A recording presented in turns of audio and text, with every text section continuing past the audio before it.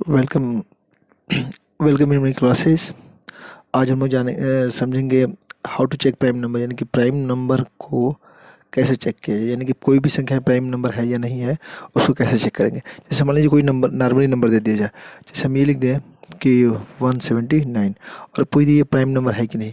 तो अगर देखा जाए तो प्राइम नंबर क्या होती है, तो वह संख्या है, पीछे बताया जा चुका है कि प्राइम नंबर जो है यानी कि अभाज्य संख्या ऐसी संख्या होती है जो कि खुद से यानी कि नंबर और एक, इन दोनों के अलावा किसी अन्य संख्या से विभाजित नहीं होती है। तो उनको हम क्या बोलते हैं, अभाज्य संख्या। यानी कि ऐसी संख्या है जिनके केवल दो ही फैक्टर होते हैं, ऐसी संख्या जिनके सिर्फ दो ही फैक्टर होते हैं, दो फैक्टर, यानी कि एक तो स्वयं होती है और दूसरा क्या होता है, एक होता है। अगर इनके अलावा कोई फैक्टर हुआ तो वो संख्या क्या हो जाएगी, तुरंत भाज्य हो जाएगी या फिर और संख्या हो जाएगी, जैसे कि प्राकृतिक संख्या, पूर्ण संख्या, जो भी हो जाए।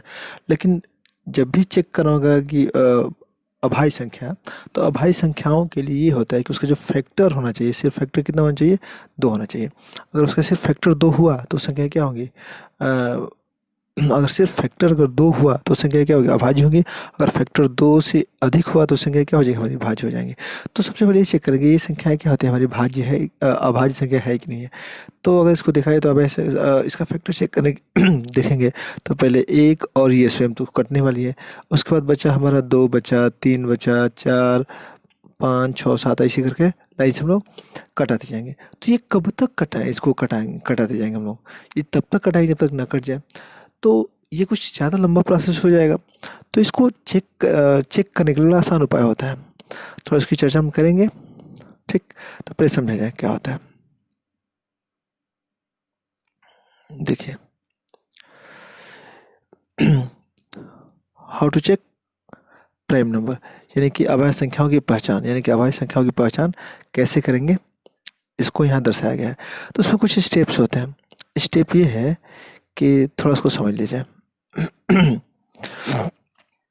पहला स्टेप ये कर रहा है कि संख्या, यानी कि जैसे मान लीजिए इसके पहले लिखे थे 179 लिखे थे, तो ये लिखा ये गया है कि संख्या किस संख्या के वर्ग के आसपास है। यानी कि ये जो 179 किसके वर्ग के आसपास है, तो हमको पता होता है कि जो 13 का जो वर्ग होता है कितना होता है, 169 होता है, और 14 का जो वर्ग होता है वो हमारा कितना होता है, 196 होता है, 196 होता है।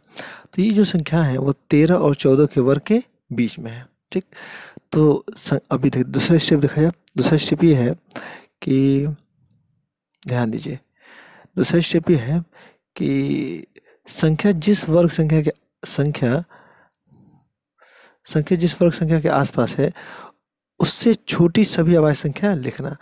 तो ये किसके आसपास की थी, तो अभी बताया ना हम लोग 179 है, किसके आसपास है। पहले स्टेप देख लीजिए फिर आगे बताते हैं। अभी छोटी अभाज्य संख्या लिखना होता है, यानी कि संख्या जिस वर्ग संख्या के आसपास है उससे छोटी सभी अभाज्य संख्या लिखना। स्टेप 3 क्या कहता है, सभी अभाज्य संख्याओं से उस संख्या को एक एक करके विभाजित किया जाए। अगर संख्या भाज्य होती है तो संख्या अभाज्य नहीं होगी। अगर संख्या भाज्य नहीं होती तो संख्या क्या होगी, अभाज्य होगी। ये तो था नॉर्मल स्टेप था।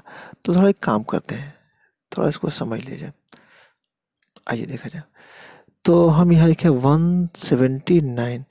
तो फर्स्ट स्टेप ये कहता है कि ये जो संख्या है, ये संख्या है, ये संख्या किसके वर्ग के आसपास का है। तो देखा जाए तो 13 का जो वर्ग होता है वो होता है 169 होता है, और जो 14 का वर्ग होता है वो कितना होता है, 196 होता है। ठीक, तो 13 और 14 के बीच में है ये 179। एक चीज़ ये देखना ये है कि वो जो 179 है,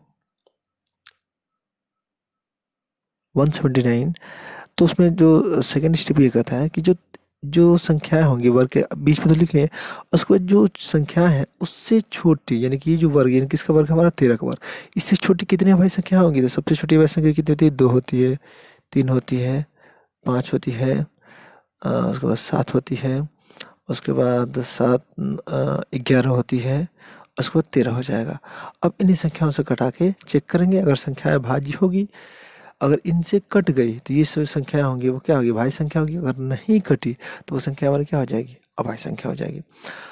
अगर हमको ये टिप्स नहीं पता होता तो हम लोग क्या करते, 2 से चेक करते, 3 से चेक करते, 5 से चेक करते, 7 से चेक करते, 11 से चेक करते, 13 से चेक करते, 17 से चेक करते, यानी जितनी भी अभाज्य संख्या है जब तक नहीं करता तब तक चेक करते। तो उतने जाने की कोई ज़रूरत नहीं है। इसका सबसे आसान फंडा ये होता है कि जो नंबर होती है नंबर के आस-पास, यानी कि जो नंबर है वो किस इसके जो आस-पास किन संख्याओं के वर्ग के आस-पास है।